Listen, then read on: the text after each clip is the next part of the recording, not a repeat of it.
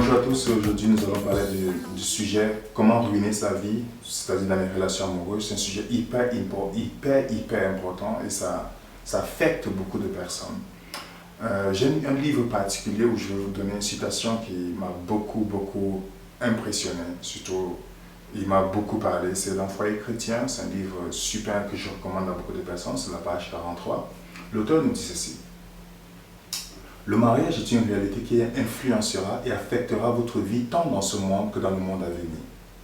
Un chrétien sincère ne se résoudra pas à réaliser ses projets sur ce point sans être convaincu que Dieu les approuve.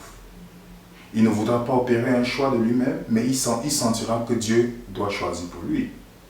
Nous ne devons pas agir à notre guise, car le Christ non plus agit de la même. Moi, je comprends que quand j'ai lu ce verset, c'est dit que le mariage, ce n'est pas seulement une réalité qui nous affecte sur cette terre, mais la vie à venir, donc la destination. Si on est chrétien, on ne peut pas prendre une décision sans Dieu. Dans Ésaïe 30, le verset 1er à 2 nous dit: malheur aux enfants rebelles qui prennent des décisions sans moi pour accumuler péché sur péché. Donc prendre une décision sur ce point, ou se mettre dans cette situation sans être convaincu que Dieu nous guide, est déjà mauvais pour nous. Parce que la relation n'est pas seulement être avec la personne sur la terre, mais ça va décider notre futur. Et dans Foyer chrétien, la page 50, toujours nous dit: les jeunes sont ensorcelés par l'idée de fréquentation et du mariage. Le sentimentalisme amoureux et à la mode, une grande vigilance et un tact réel doivent être exercés pour préserver la jeunesse de ces influences néfastes. Dans un livre de Stephen Farrar que j'aime bien, c'est un livre qui parle de comment ruiner sa vie, How to Ruin Your Life. Et il dit que le mariage est la deuxième décision la plus importante dans la vie. Deuxième décision la plus importante dans la vie. Et nous, aujourd'hui, en tant que chrétiens, le but du mariage, ce n'est pas seulement de dire « oh, j'aime la personne », comme j'entends beaucoup.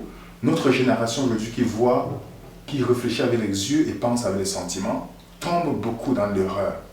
Parce que nos critères sont différents des critères que Dieu veut.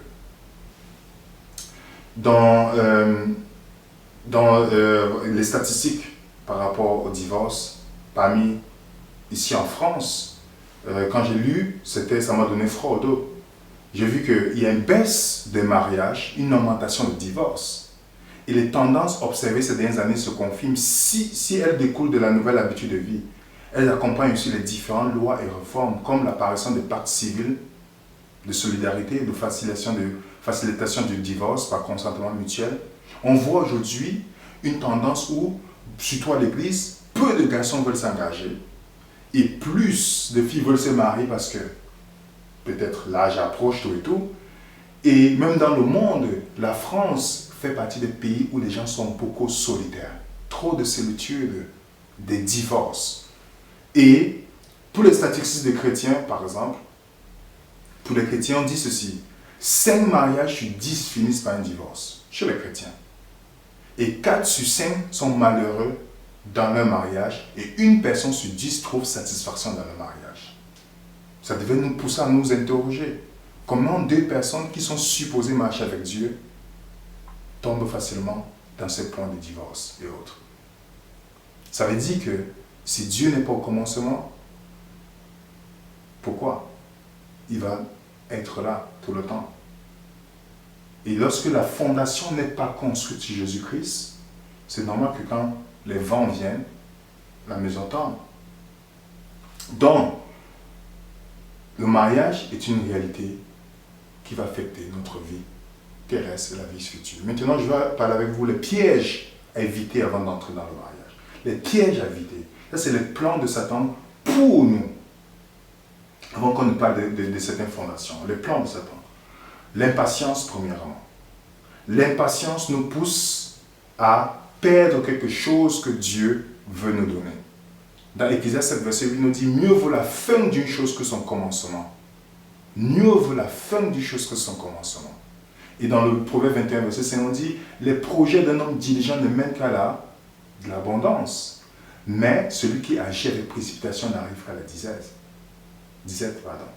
Donc, qu'est-ce que l'impatience fait? L'impatience nous pousse à sacrifier ce que nous voulons le plus. Si on demande à une jeune fille, quel est le type de garçon que tu veux, je veux un homme spirituel, je veux un homme qui aime Dieu et tout, mais aussitôt qu'un garçon qui n'est même pas spirituel, et ce que je vois la plupart du temps, parce qu'elles disent qu'il est beau d'après les critères du monde, qu'est-ce qui se passe? Elle sacrifie ce qu'elle veut le plus parce qu'elle veut maintenant. Et ça mène à la ruine, mes frères et sœurs. Le deuxième piège, c'est celui de la... Je vais le dire avec vous, c'est celui des doutes. Lorsque une jeune fille, un jeune garçon, à un certain âge, commence à dire, surtout les jeunes, les filles aujourd'hui, qui veulent à tout prix se marier, juste pour avoir une alliance, pour mettre sur le doigt. Qu'est-ce qui arrive lorsque les doutes viennent, lorsque l'âge approche? Je dis souvent à mes sœurs qu'il n'y a rien de mauvais avec une fille qui est célibataire parce qu'elle a un but dans la vie. Si le mariage n'entre pas dans ce but, pourquoi se marier? Par exemple, est-ce que tu vas te mettre avec un mauvais garçon parce que tu veux te marier à tout prix? Et Satan utilise ce doute pour qu'on puisse douter de la bonté de Dieu et commencer à dire, Dieu, pourquoi j'ai fait tout ça à l'église, j'ai fait tout ça? Et Satan dit à Dieu, tu vois, est-ce que c'est une manière désintéressée que cette personne te sert? Si tu ne donnes pas un mari maintenant, tu vas voir comment la personne va te régner. Et beaucoup d'entre nous font cela. Qu'est-ce qu'ils font? Ils partent dans le monde pour convertir des personnes. Ils partent, on appelle ça le sentimentalisme amoureux. Ils font tous les efforts pour pouvoir aider. Puis ils disent, Dieu, je vais t'aider. Peut-être tu as un retard, je vais t'aider. Et on voit la conséquence à la fin. L'autre piège aussi, c'est la convoitise. La convoitise, qui est un mot d'aujourd'hui que la société nous dit que l'homme parfait, c'est celui qui part au gym, tout et tout. Pourtant, il n'a rien, il a un petit cerveau, il est musclé de chair, mais un petit cerveau. L'homme parfait, c'est celui qui conduit une BMW, qui passe le temps à séduire les femmes. C'est ça le critère du monde. Les critères des femmes, pour les femmes, il faut qu'elle doit ressembler à telle ou telle personne, avoir les formes telles. Ça, c'est les critères que la société nous met dans notre esprit. Et c'est dans notre esprit de non-conversion, on introduit ça dans notre choix du partenaire avec qui nous allons terminer notre vie. Et ça a beaucoup d'effets, mes frères et sœurs. Parce que plusieurs de ces personnes qui se marient par convoitise, après 3 ans, 2 ans, la personne n'est plus pareille. Qu'est-ce qui se passe? Je veux passer à une autre personne. Parce que je n'ai pas été converti dans mon esprit. Et ça, c'est l'amour qui est souvent motivé par la chair. Pas la chair seulement. C'est seulement non un amour pur. Et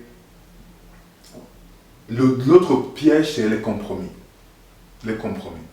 Le compromis, c'est quoi? Si Dieu te dit, tu ne partages pas la même foi avec quelqu'un, mais tu vas te mettre avec cette personne. Et puis tu dis, j'espère que la personne va changer. La plupart des personnes que j'ai vues, dans certaines relations, il y a la miséricorde de Dieu. Mais la plupart des personnes que j'ai vues qui ont essayé de convertir quelqu'un, ça a toujours fini très mal, mes frères et sœurs. Et il faut que le chrétien entre dans le plan absolu de Dieu. Dans 2 Corinthiens 6, à partir de verset 14, on dit, ne vous mettez pas avec les infidèles sur un joug étranger. Dans Deutéronome 7, Dieu recommande à Israël, ne donnez pas vos filles et vos fils à ce peuple-là, de peur qu'ils détournent vos cœurs de moi. Dans Néhémie chapitre 13, Néhémie reprend le peuple en disant, pourquoi vous avez marié vos filles avec des gens qui n'ont pas la même foi que nous? La plupart des enfants qui rejettent Dieu et qui ne vivent pas sur, c'est parce qu'ils sont nés dans un pays, dans une famille où il y avait le joug étranger, dont les 2 parents n'étaient pas sur le même joug. Et ça crée beaucoup de discorde. Donc n'essayez pas de convertir quelqu'un qui n'a pas la même foi que vous, parce que vous voulez être avec la personne. Il ne faut jamais faire cela. Et ça, c'est le piège de Satan pour notre vie. Même si la personne est gentille, mes frères et sœurs, même si la personne est gentille, tant qu'il n'y a pas la même foi, les gens changent de vie. Je connais des gens qui sont mariés, c'était beau au début, mais après, moins d'1 an, 2 ans, ils sont en train de divorcer. Pourtant, si tu leur disais à ce moment que vous allez divorcer, la personne devait dire, non, c'est impossible. Prions. Si quelqu'un pense se marier, si vous priez peut-être 5 ou 10 fois par jour, vous devez multiplier fois 2. Parce que c'est une décision importante. Surtout, vous les hommes, mes frères et sœurs. Il y a peu d'hommes spirituels aujourd'hui à l'église. Et tout cela à cause de quoi? Des femmes aussi. Pourquoi un homme va se mettre à une femme à qui il a accouché? Pourquoi il va se presser pour t'épouser, ma soeur? Pourquoi tu vas demander à quelqu'un d'acheter la vache s'il a déjà le lait gratuitement?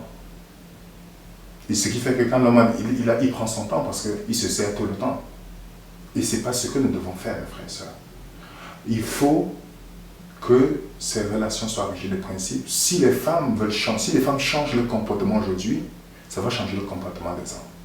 Si les femmes arrêtent de mettre le legging et toutes ces choses, s'habiller normalement, vous allez voir comment la perversité au niveau de l'esprit des hommes, ça va changer.